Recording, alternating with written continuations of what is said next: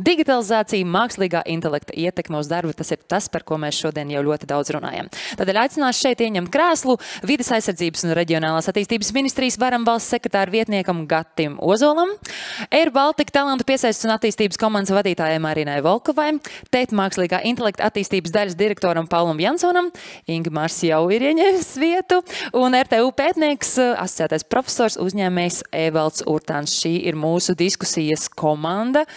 Man būs arī kaut kur gan jau paldies.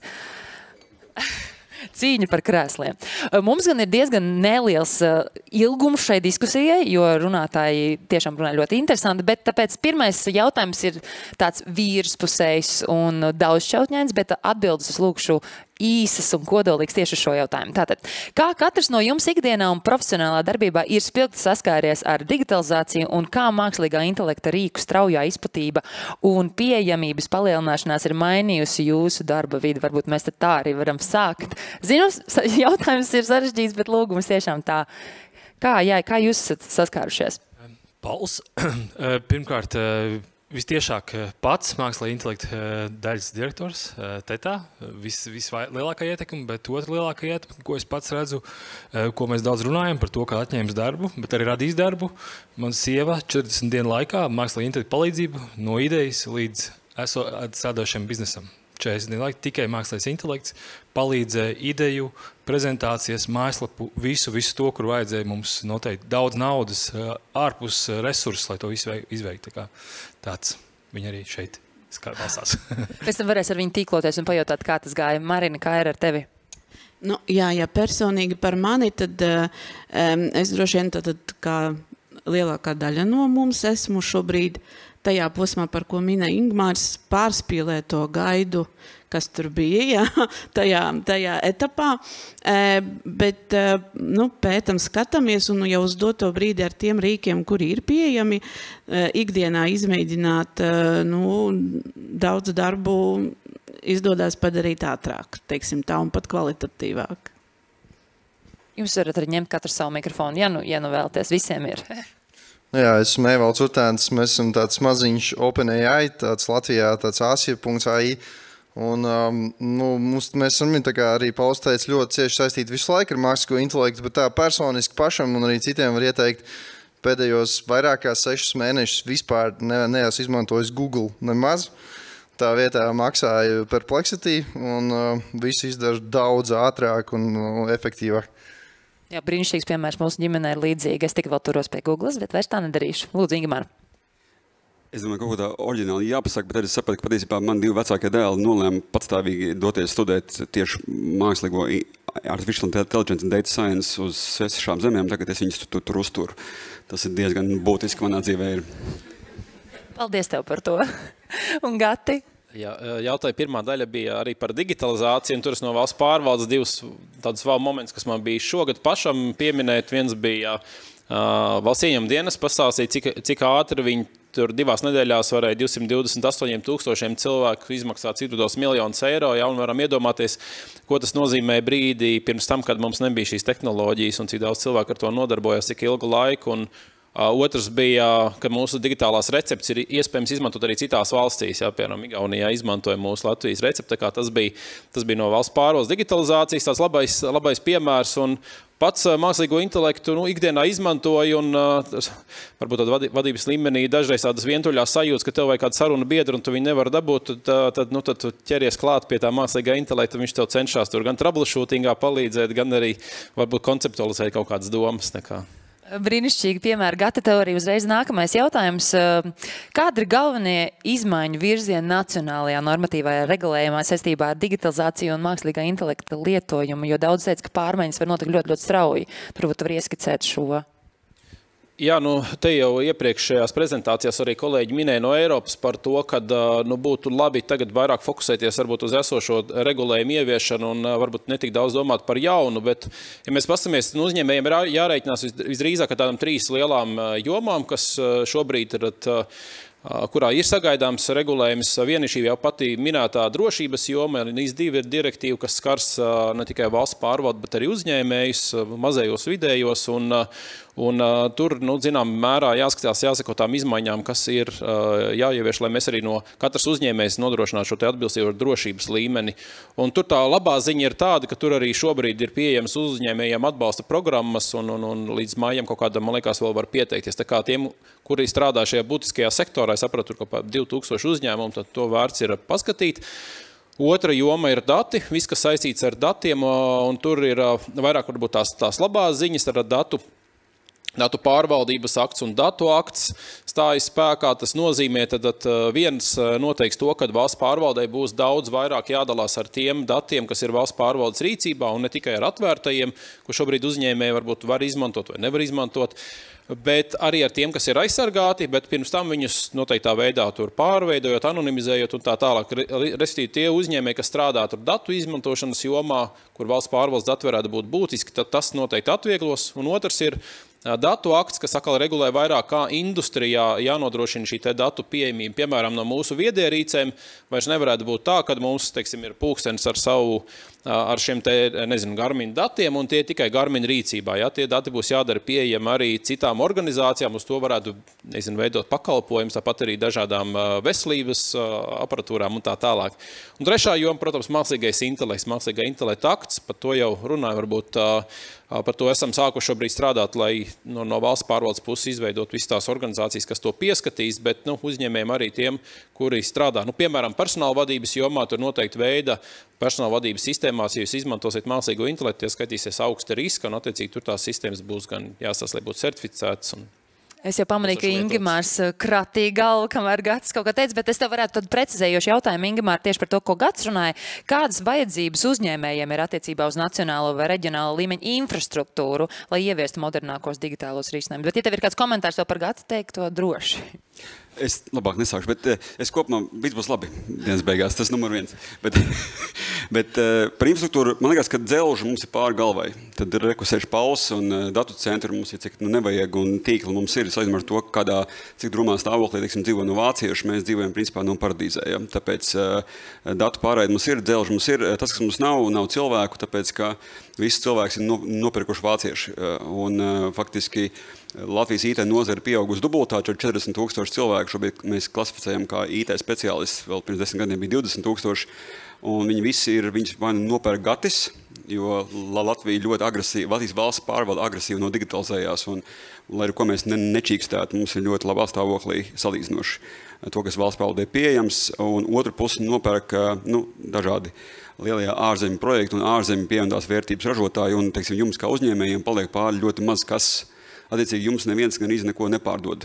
Un tā ir tā ķeza, tad attiecīgi nav nedz īsti cilvēku, nedz īsti uzņēmumu, kas to tirgo. Tāpēc infrastruktūra primārā, kas mums trūks, ir cilvēki, nevis dzelži. Ja? Un tur laikam tā neizbēgamība ir tā, ka uzņēmumiem ir faktiski kaut kādā veidā jāmēģina tomēr esošais darba spēks pārkvalificēt, jo neviens cits pie jums visticamāk nenāks.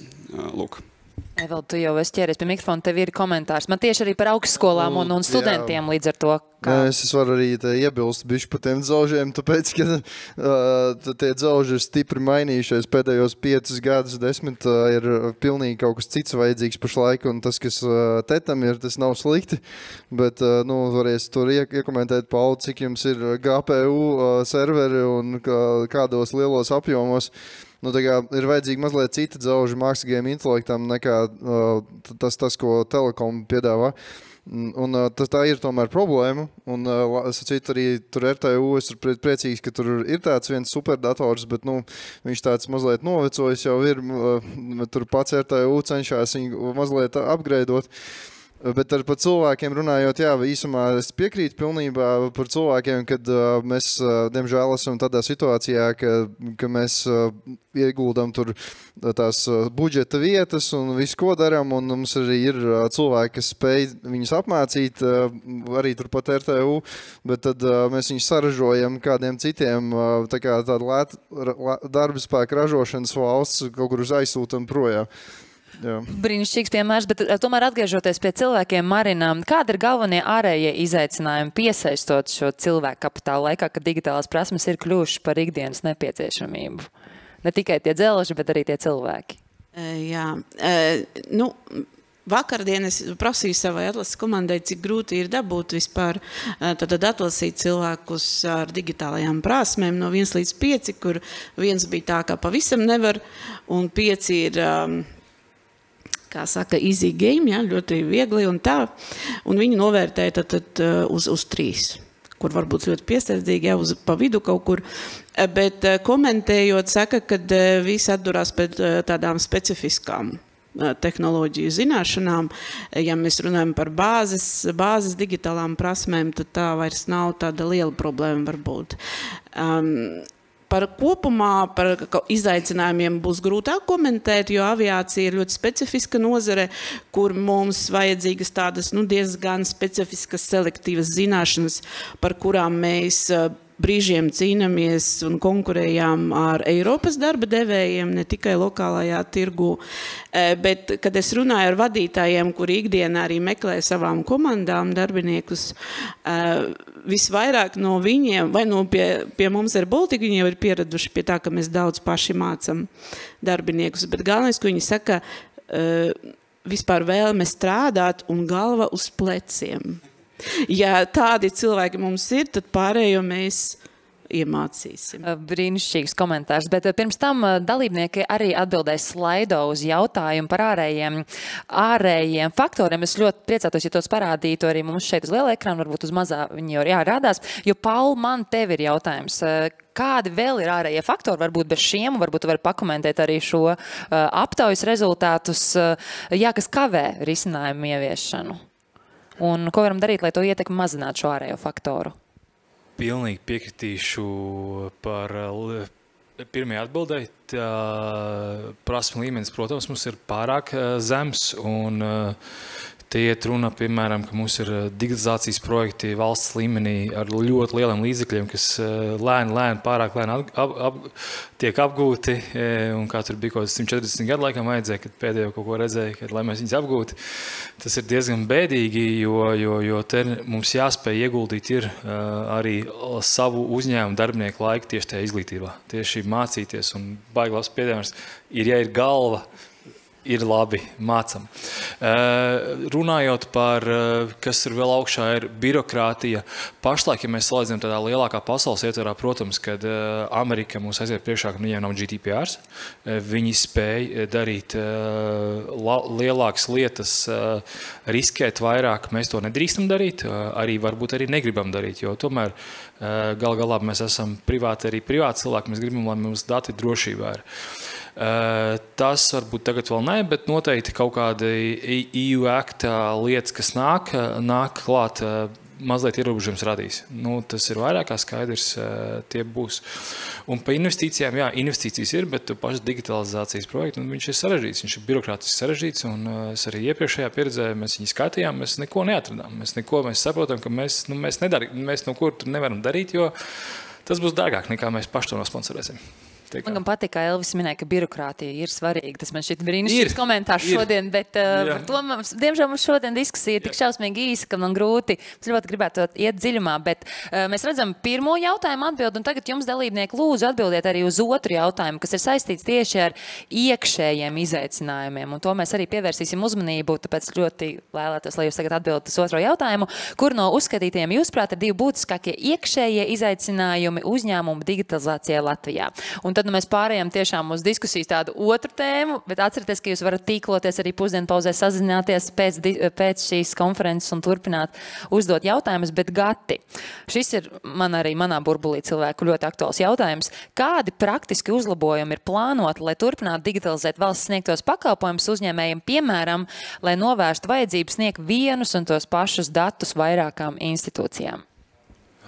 Pirmkārt, varbūt tas, ko mēs no savas puses, no varam puses mēģinam pieteikt uzņēmējiem, ja jums vēl ir kādas vietas, kur jums prasa tos datus divreiz iesniegt viens tos pašus, tad sūtiet mums. Un, ja mēs tāds gadījums mēģinam izķert, bet parasti tā ir tāda, mēs jūtam, kad arī vairāk tas ir tāds folklorizējies teiciens, bet tad, kad mums jāizrok līdz konkrētam gadījumam, ir diezgan grūti, tāpēc tos mēs aicinām mums sūtīt, bet tas, ko mēs no savas puses darām, pirmkārt, tas ir visos valsts regulējumos noteikts, ka tā darīt nedrīkst, tāpēc, ja jūs atrodat, mēs pret tiem vērsīsimies individuāli arī dzen, bet otras lietas mēs arī strādājam pie tā, lai uzlabotu arī tos veidus un platformas, kādā veidā datus iestādes savā starpā apmainās ar datiem, un ja šobrīd, veiksim, vecajās tehnoloģijās tur bija jāveido individuāli servisi, un tur to, kamēr juristi vēl saskaņo līgums, tas aizņem līdz pat pusgadam, ja vēl nav nauda, tur vajadzīga nauda, tad tas līdz gadam pusotram.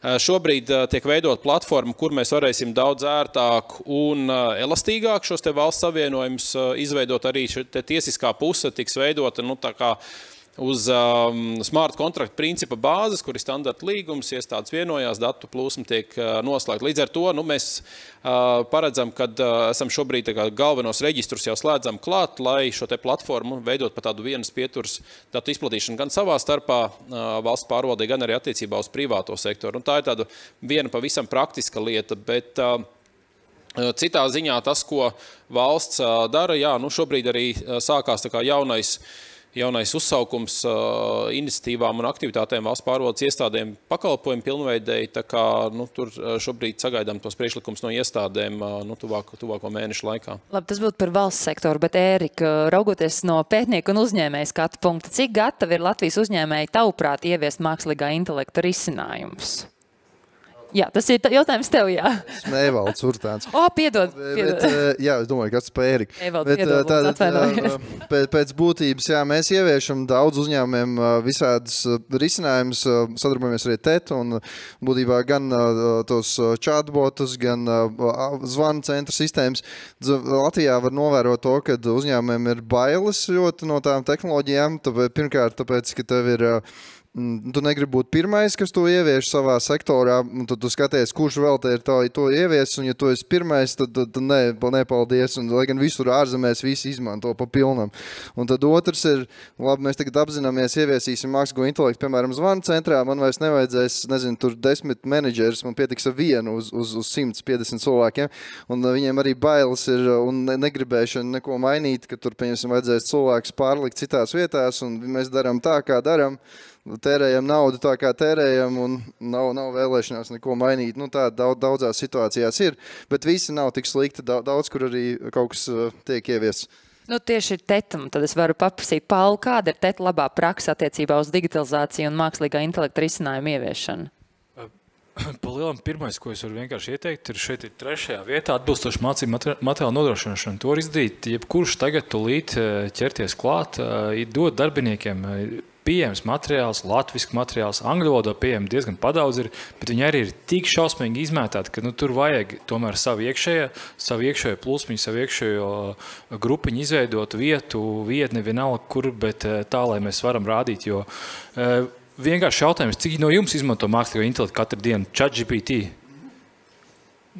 Šeit ir problēma, jo 40% MIT pētījums saka, 40% darba efektivitātes uzlabojums. Tas ir vienkārši ChatGPT. Tā, ka jūs sākat izmantot, nemēģiniet bezmaksas versiju izmantot, tas bezjēdzīgi.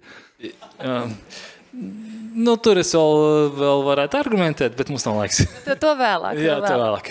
Bet, Marina, tad jautājums tieši par cilvēkiem un kā vispār mākslīgais intelekts ietekmē darba devēju un darba ņēmēju attiecības un kāda ir jūsu prakse attiecībā uz darbinieku izglītošanu šajā sfērā? Jā, es gribētu Es gribētu piebilst, ka es kaut kā arī tieku ar 3,5 versijas priekšu, bet tā ilgstošāk parunājot ar viņu, tur tā precīzāk.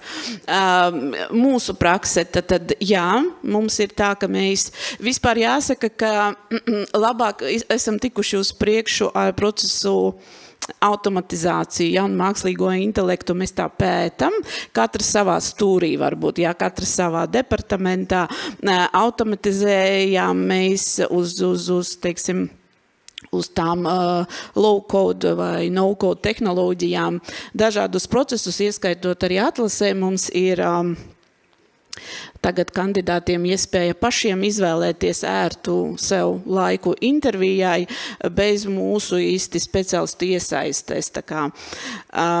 Tāda tipa, teiksim, tā digitalizācija ir notikusi dažādos procesos. Kas skar mākslīgo intelektu, mēs pētam, atlasē vēl pētam, jo daudz bija pieminēti tie riski. par datu drošību. Un tas, ar ko mēs sastapamies īstenībā, ar to, ka ne tikai mēs pētam, bet arī kandidāti sāk aktīvi izmantot. Un šobrīd ir tā, ka mēs sākam domāt par to vispār regulēšanu, jā? Gan iekšēji, gan vispār ārēji saprast kaut kādus standartus. Mums daudzi cilvēki, teiksim, caurlaidēji jau iesūta bildes, kas ir apstrādātas, un tad ir jautājums, cik mēs daudz varēsim atpazīt kaut kādu brīdi jau to cilvēku un cik daudz mēs ļausim tā darīt. Tas pats ir arī ar CV uzfrišināšanu caur ChatGPT, kas nozīmē, ka vispār jau, uz tiem praktiskiem uzdevumiem atlasē būs turpmāk jābalstās vairāk, un tas cilvēks tur kaut kur pa vidu vēl arī paliek. Tā vide galvenais vēl, kas ir šobrīd jau, ko mēs redzam, ka ietekmē, ir tas, kā darbinieki lieto arī šīs mākslīga intelekta rīkus, un var redzēt arī, ka tie tiek lietoti, un tie teksti varbūt nav tik personiski un cilvēciski. Piemēram, ja mēs runājam tur par līdzjūtības vēstules rakstīšanu, par kāda darbinieka aiziešanu, jā, un ja var redzēt, ka, diemžēl, jā, tur nav cilvēciska teksta iekšā. Noteikti ir viela pārdomam. Jā, tā noteikti. Kas mums ir iekšēji, vienkārši mēs saprotam, ir jāregulē, kad un ko tieši tu dari ar tiem rīkiem. Un tas vēl priekšā. Jā, bet mēs apmācām, mūsu IT departamenta drošības komanda diezgan ātri norieģēja, rīkoja webināru, kur stāstīja arī par to, kādi ir tie drošības riski un par ko ir jāpadomā. Mums ir arī tā kā savs mūsu personīgais, teiksim, tās tehnoloģijas, uz kurām mēs vairāk paļaujamies, kuras ir tā kā vairāk ieteicamas darbiniekiem. Un tas, ko mēs tikko esam iesākuši mūsu līderu apmācības mākslīgā intelekta rīku lietošanā, un turpināsim arī ar pārējiem darbiniekiem. Starp citu, es gribu atgādināt arī jums klātsošie būs iespēja pēc īsa mirkļa uzdot jautājumus ar mikrofonu, un tiem, kas skatās tiešsaistē, jūs varat uzdot jautājumus slaido, bet nevis tur, kur jūs atbildat uz mūsu uzdotiem jautājumiem, bet atsevišķā jautājuma sadaļā. Bet, Ingmār, jūs tā kā esat ļoti liels uzņēmums, kādi, tavuprāt, ir inovatīvie, kā var atbalstīt citus, lai mazinātu digitālo plaisu, vai jums ir interese kā lielam uzņēmumam atbalstīt citus, un vai šī sinerģija starp tiem, kam neiet tik ātri un labi ar šīm digitalizācijām, ir vajadzīgi? Pilnīgi noteikti, tīpaši tāpēc, ka mēs esam ne ļoti liela valsts, tādā ziņā mums nevajadzētu uzvesties, it kā mēs būtu ļoti liela valsts, attiecīgi mums būtu tā kā jādraudzējās savā starpā, un mēs daudz gadus atpakaļ sapratām, ka mēs esam introverta organizācija, mums it kā tāda arī augstprātīgi ļoti bagāta, mums it kā nevajag, un tad mēs sakām trenēt ekstraverts no muskuli, un tik dušīgi, mētiecīgi ar visiem tikāmies no sērijas un ar vienu runājam, un tam ir zināmas priekšrocības, jo mēs esam ievērojuši, ka mēs esam tik lieli, ka ja jebkurš uzlabojums kopējā, tautsēmniecībā un ekosistēmā, viņš mums ir profitabls, un attiecīgi mēs esam sapratuši, kad ir jādraudzējās, un ar ļoti neparastiem. Klasiski, protams, visi sagaidīt, ka mums būtu jādraudzējas ar jaunu uzņēmumiem, ar tiem arī, protams, bet tas ir viens, bet, piemēram, ir jādraudzējas ar ministrijām. Ministrijas mums ir ļoti maziņas. Mums ir valsts pārvalde, bet ir citās zonās liela, mums ir ļoti liela kontrolējošie visādi orgāni, ja? Bet pašas no ministrijas ir maziņas. Un tur ir maz cilvēku, viņi ļoti noguruši un nav spēka, un tāpēc viņiem ir jāpalīdz. Tas pats ir jāsadarbojās arī ar citiem, arī ar konkurentiem, teiksim, daudz tēmas, kas varbūt nav tieši vēl komerciāls, bet, piemēram, šobrīd mēs teiksim, kopā ar TETU un vēl ar citiem organizācijām palīdzam Rīgas Tehniskajai universitātei tik pie Chip Electronics laboratorijas, kas ir, teiksim, 40 miljonu investīcija. Tas nav vienkārši piedzīvojums, tas tā pats pa sevi nenotiek. Nav nekur nekāda tāda viena centra valstī, kas to tā kā izdomā un organizē. Tā kā visiem ir kopīgi jārunā, un tas pats ir attiecās uz to inovāciju vidi, jo faktiski tā būtu lielā kultūras izaicinājums, kas arī, ko es redzu pirmajā vietā, kultūras izaicinājums tas, ka mums tomēr tradīcija darīt to, kas ir zināms. Un tomēr katram organizācijai ir pat speciāls finanšu mērījums, kas būtu affordable loss, kas tev ir jāspēj nolikt malā, un tev jāspēj identificēt personāls, kurš ir spējīgs darboties paaugstināts depresijas apstākļos, jo viņš nāk uz darbu ne ļoti precīzi zinot, kas būs viņa gala rezultāts un viņa mēģis un viņa procesa rezultāts, ja viņš spēj noformulēt, kas būs nākamais normālais darbs, kas jums būs jādara. Tas ir diezgan grūti. Bet, ja tu to nedari, tad mēs tā kā neizbēgam kopēsim to, ko dara Zviedri, vācieši un amerikāņi. Tādā ziņā, ka šim affordable loss elementam ir jāparādās. Šis man šķiet arī brīnišķīgs ieteikums, pēc es jums katram vēl pirms mēs varēsim uzdot skatītāju jautājumus un dalībnieku jautājumus. Kādi ir ieteikumi uzņēmējiem, lai veiksmīgi adaptētos pie mainīgajiem darba apstākļiem un veiksmīgi veiktu digitālo pārēju? Kuram ir jau uzreiz ko teikt, droši varat arī teikt, jo es labprāt, ja jūs visi padalītos ar savām domām par šo.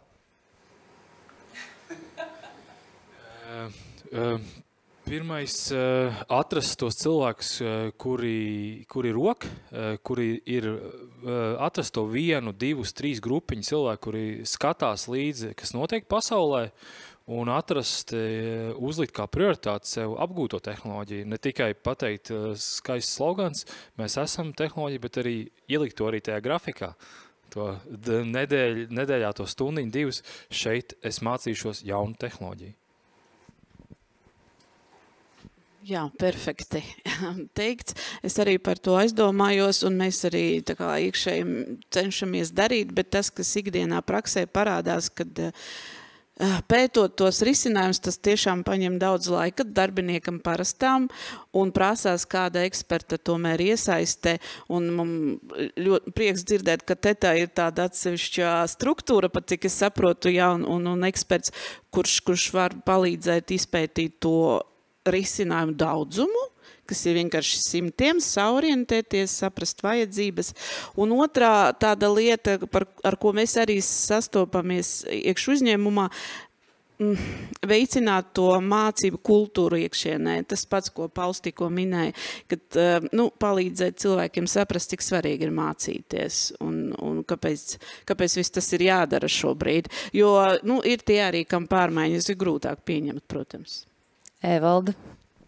Jā, Latvijā novērot interesanti lietas, kas atšķirībā no citām valstīm ir, kad pat tad, ja uzņēmumā salīdzinoši lielā ir inovācija departamenta vadītājs, tad visi lēmumi tik un tā iet caur valdi, un tad rezultātā, tur pa visiem sīkumiem, kur kaut ko varētu automatizēt, visur ir valdes lēmumi, viss super lēni notiek, to varētu noteikti uzlabot, uzticēt, bišķi lielāks budžets inovāciju daļai.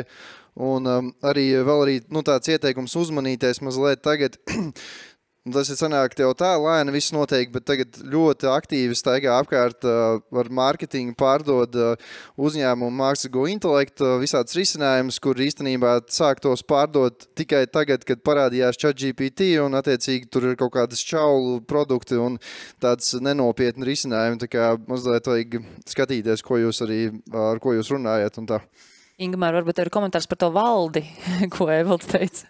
Īstenībā caur lielu piepuldes tagad arī mans viens no pagājušā gada projektiem, tāds kā Delegation of Authority, jo Latvijas mobilais telefons ir ļoti koncernizējies, tas tēmu skaits man robežojās no Teletubī iepirkuma līdz pretgaisa aizsardzībai, un tad ziņā, ka tas nav tā nevar darīt.